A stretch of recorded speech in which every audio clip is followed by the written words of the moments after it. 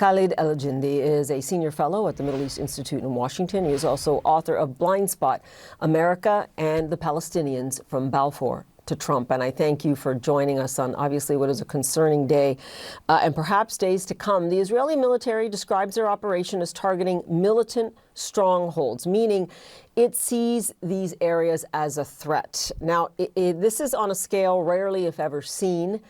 Do you expect this to continue? And if it does, what do you believe the reaction will be?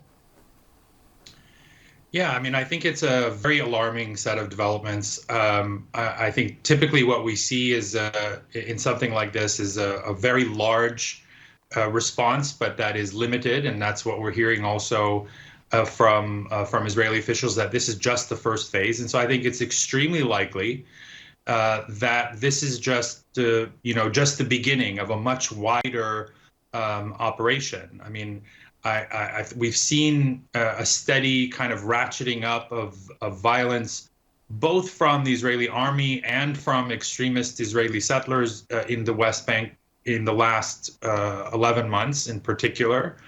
And what is happening now really looks like Israel is bringing the horrors of the Gaza War to the West Bank. We see many of the same tactics, besieging and attacking hospitals, destroying civilian infrastructure, and I think it's quite alarming. Now, you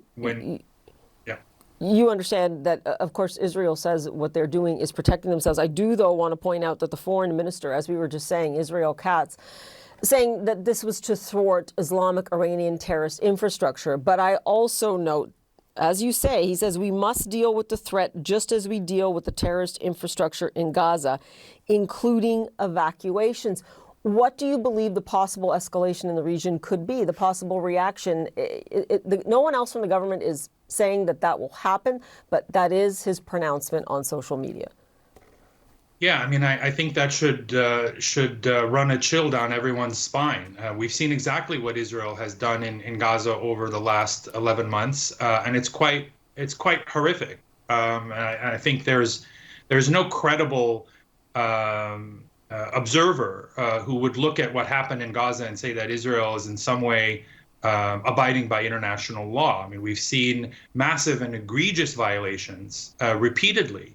And I think the danger here in the West Bank is if there's a muted response from the United States, the UK, the international community in general, as there has been in Gaza, then Israel will take that as a license to ramp up and move to the next phase, which could very well be these mass evacuations that the Israeli foreign minister is talking about.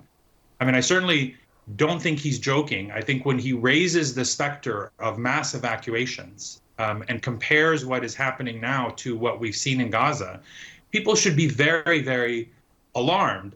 Now, with regard to the assertions that, there's Iranian weapons and so on and so forth, Israel has not produced any evidence of this. And I think what is even more alarming is we know that this is a very extreme government.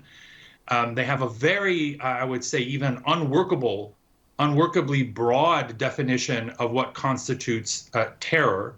But in this particular case, they're not even pretending that these are militants who are targeting Israeli civilians. They're targeting an occupying army, an army that has been ravaging the Gaza Strip for 11 months, and that has been on a rampage in the West Bank as well. And just to give some people some context here, I mean, nearly 3 million people in the West Bank there. The Palestinian Health Ministry reported just on Tuesday, 652 Palestinians, including 150 children, they say, have been killed in the West Bank and occupied East Jerusalem. That is since the October 7th attack. Thousands more injured.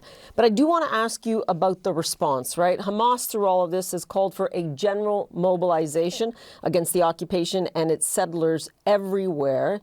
Do you expect this would include martyrdom operations?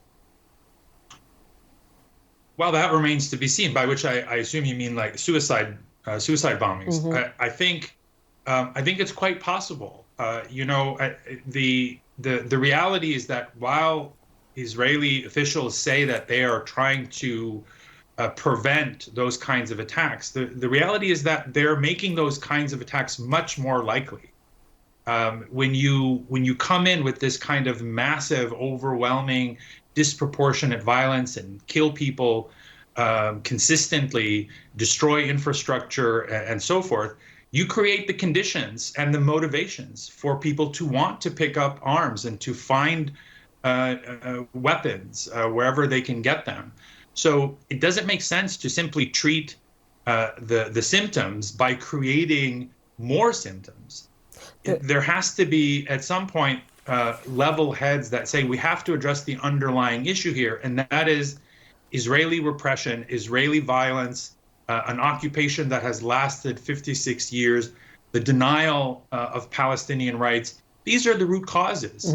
As long as you have occupation, you will have resistance to occupation. I will say you've outlined some fairly sobering consequences there, but I do also want to note that the IDF just today in a statement says that the settlers' attack in the West Bank in mid-August, they do describe it as a serious terror incident, meaning that those assaults, that attack by Israeli settlers, they are condemning that.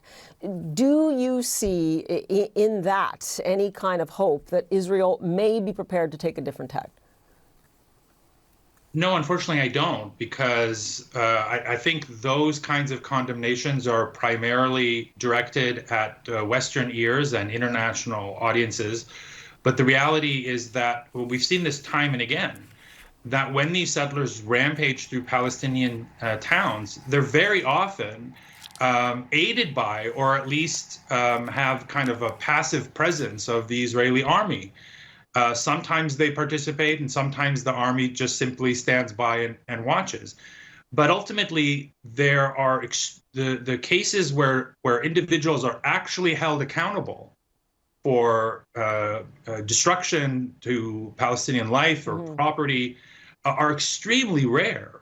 So Israel's record of kind of policing itself, especially when you have a government that is made up of extremist settlers itself, there is not a lot of motivation there to act against those violent elements from the settlers. Khaled, Elgindy, we will have to leave it there as we await what happens in the coming hours and days on the West Bank. Appreciate it.